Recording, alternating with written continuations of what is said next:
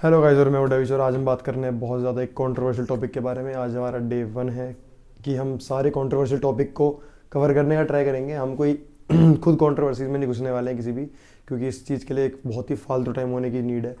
तो हम सिर्फ अपना एक ओपिनियन रखेंगे। मैं अपना एक खुद का ओपिनियन दूंगा आपको कुछ कंट्रोवर्शियल टॉपिक पे जो आजकल चल रहे हैं। क्या आपके साथ कोई स्कैम हो गया है, या फिर आपको ऐसा लग रहा है कि आपके साथ कोई स्कैम हो चुका है।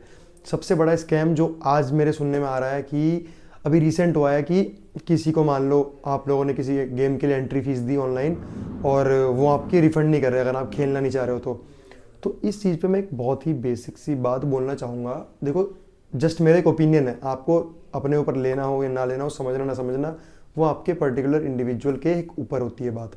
मैं सिर्फ इतना समझाना चाहूँगा क्योंकि मैं एक एज अ प्लेयर भी रह चुका हूँ, एक एज एथलीट भी रह चुका हूँ, स्पोर्ट्स पर्सन भी रह चुका हूँ, और मैं एक मैनेजमेंट का पार्ट भी रह चुका हूँ। मैं खुद भी कॉम्पिटिशन्स करवा चुका हूँ। तो इन सारी चीज़ों का एक्सपीरियंस मैं आपसे आज शेयर करूँगा कि क्या होती है दोनों साइड की चीज़ें। ठीक है, तो इस पर हम आते हैं। हमारे साथ कोई स्कैम हो गया है, हमको ऐसा लग रहा है कि यार हमारे तो पैसे नहीं वापस दे रहा है कोई, तो ये तो हमारे इसने पैसे मार लिए हैं। ठीक है, रिफ़ंड, एक रिफ़ंड का मतलब क्या होता है? सबसे पहले रिफ़ंड वो चीज़ होती है जो हमने पैसा दिया और वो हमें वापस नहीं कर रहा है। तो सबसे पहले हम आते हैं, हमने पैसा क्यों दिया। हम पैसा किस चीज़ के लिए देते हैं?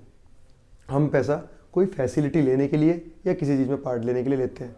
मान लीजिए किसी एक गेम का पोस्टर आता है, किसी एक गेम की अपडेट आती है और मैं उसमें पार्ट लेना चाह रहा हूँ। मान लो मैं एज अ स्पोर्ट्स पर्सन बात कर रहा हूँ, मैं किसी इवेंट में पार्ट लेना चाह रहा हूँ।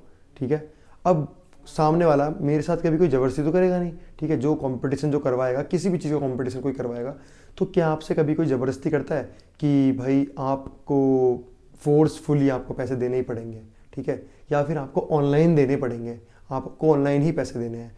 हम खुद, अगर मैं एक प्लेयर हूँ, हम खुद अपनी मर्ज़ी से, हमको लगता है कि हाँ हम इधर जा सकते हैं। और कभी कभी क्या होता है, मोस्टली जगह पे देखा जाता है कि ऑफलाइन जो एंट्री होती है, ऑफलाइन एंट्री थोड़ी कम होती है।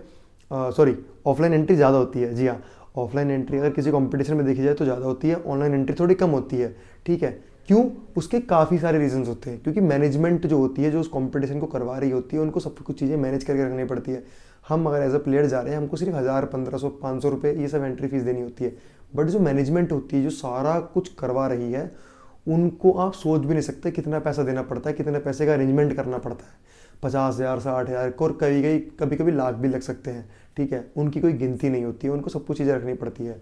वो आपको एक एडवांटेज के तौर पे ऐसा बोलते हैं कि अगर आप ऑनलाइन करवा लोगे, ताकि उनके लिए चीज़ें आसान पड़ जाए, कि अगर हमें पता लग जाएगा, अंदाज़ा हो जाए कि अच्छा इतने लोग तो आ सकते हैं, तो वो भी अपना अरेंजमेंट अच्छे से कर पाए। अब मान लो आपने किसी को एंट्री फीस दे दी अपने गेम की ऑनलाइन। ठीक है, अब मुझे नहीं लगता कभी भी कोई किसी से ज़बरदस्ती पैसे मांगता होगा, कोई भी अगर कोई इवेंट करवा रहा होगा तो। अगर मान लीजिए मैं एक इवेंट करवा रहा हूँ, मैंने आपको बोला ऑफलाइन फीस है 800, ऑनलाइन है 500, तो नॉर्मल सी बात है, अगर मुझे आपको लगता है कि आपको कंपटीशन में आना चाहिए तो आप 500 देना प्रेफर कर दोगे कि हाँ मैं इसमें आ सकता हूँ, तो मैं इसमें 500 दे देता हूँ। अब हम आते हैं दिक्कत पे। मान लो कोई ट्रेजेडी हो जाती है, कोई दिक्कत आ जाती है, एक प्लेयर बोलता है कि मुझे तो मेरी फीस रिफंड चाहिए। ठीक है, अब किस किस कंडीशन में एक स्पोर्ट्स पर्सन को रिफंड मांगना चाहिए? जैसे सिर्फ मेरी पर्सनल ओपिनियन है, रिफंड आपको तब मांगना चाहिए जब सामने वाले मैनेजमेंट की जो टीम है, या फिर जो सामने वाले कंपटीशन जो करवा रहे हैं, वो उस कंपटीशन को पोस्टपोन करवा रहे हैं, प्रीपोन करवा रहे हैं। कि मान लीजिए कंपटीशन 10 तारीख को है, तो वो 8 को या 9 को करवा रहे हैं, या फिर वो 11, 12, 13 या फिर बाद में करवा रहे हैं। उस सिचुएशन में आपको बिल्कुल रिफंड मांगना चाहिए, आपका हक बनता है रिफंड लेने का। बट मेरी खुद की ये ओपिनियन है, अगर कोई कंपटीशन करवा रहा है और आपने अपनी मर्जी से उसको एक ऑनलाइन आपने ट्रांजैक्शन किया है गेम खेलने के लिए, ये भी नहीं कि आपने उसको वो पैसे दे दिए हैं ऐसे ही। ठीक है, आपको पता है कि आप खेलोगे, जीतोगे तो आपको भी कैश प्राइज मिलेगा। ठीक है, ये सब चीज़ें। तो अगर आपने उसको वो दिया, रजिस्ट्रेशन करवाया आपने, अब आपने जब एक रजिस्ट्रेशन आप करवा लेते हो ना किसी भी इवेंट का, तो जो मैनेजमेंट की टीम होती है वो उस हिसाब से अपना मैनेज करना शुरू कर देती है चीज़ों को। वो नहीं देखेगी, उनको क्या पता कि आप बाद में आओगे नहीं आओगे। वो आपके सर्टिफिकेट प्रिपेयर करने लग जाएगी, वो आपके लिए खाने पीने का इंतजाम या उनको बैठने का इंतजाम या हॉल बुकिंग देखेगी। वो मान लो 50 बच्चों ने पहले ऑनलाइन करवा लिया, तो अब अगर कोई छोटा करवाने वाला होगा, वो भी सोचेगा यार अब तो ज़्यादा बच्चे आ सकते हैं, तो मैं थोड़ा हॉल बुक करवा लेता हूँ, बड़ा करवा लेता हूँ। उसने वो तो सीधा पैसे लगा देगा, उसका तो जाएगा 20,000, 30,000, 50,000 सीधा हर चीज़ में मिला के। बट हमको क्या लगता है, इसने हमारे पैसे खा लिए। सबको ऐसा लगता है मोस्टली, जिसके रिफंड नहीं होते।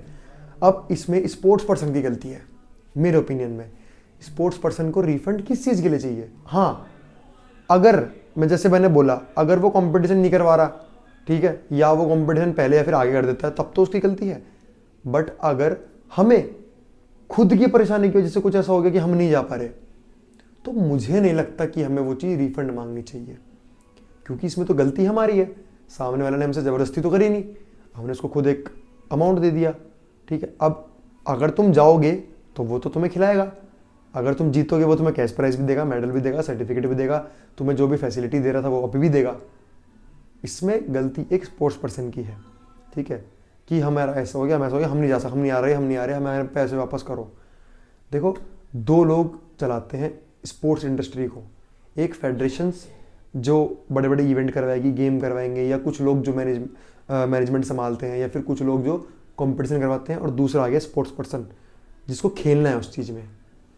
अगर फेडरेशन या फिर स्पोर्ट्स की जो मैनेजमेंट होती है वही कुछ ऐसा करने लग जाएं कि भाई ना ही वो आपको अच्छे से फैसिलिटी दे रही है, आपको डरा धमका रही है कि भाई हमारे कंपटीशन में नहीं आओगे ना तो हम तो तुम्हें यहाँ से हटा देंगे, हम तुम्हारा नाम काट देंगे, वो ये चीज़ें ख़राब कर सकती हैं। या फिर जो प्लेयर होते हैं, अगर आप अपनी मर्जी से किसी को रजिस्ट्रेशन के लिए फ़ीस दे रहे हो और अगर आप नहीं आ पा रहे हो उस दिन, तो उसमें मैनेजमेंट की तो कोई गलती नहीं है ना।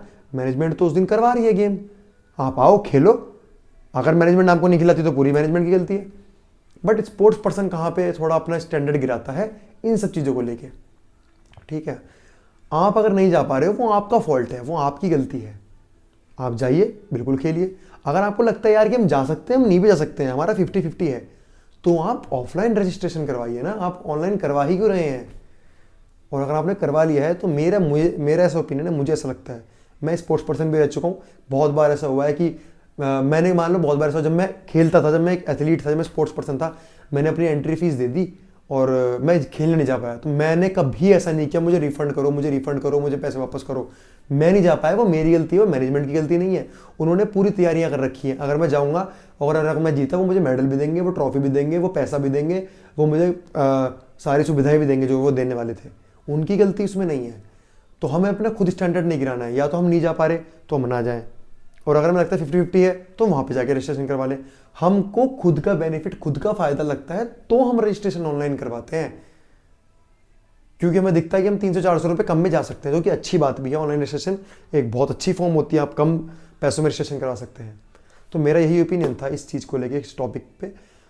आपका जो भी ओपिनियन, आपको जो भी लगता है, आप कमेंट सेक्शन में बता सकते हो। अगर आपको और भी कोई कंट्रोवर्शियल टॉपिक लगता है जिसके बारे में आपको खुल के चीज़ें पता नहीं लग पाती हैं, ऐसा कोई टॉपिक है जिसके बारे में आपको कंट्रोवर्सी बहुत ज़्यादा होती है उस टॉपिक के बारे में, वो चीज़ें हर कोई खुल के नहीं बता पाता, मैं आपको खुल के बताऊंगा बिना कुछ कंट्रोवर्सी किए। कंट्रोवर्सी के टॉपिक्स के बारे में हम लोग बात करने वाले हैं। कमेंट सेक्शन में आप लोग डाल सकते हैं आपको कौन कौन से कंट्रोवर्शियल टॉपिक के ऊपर वीडियोस चाहिए।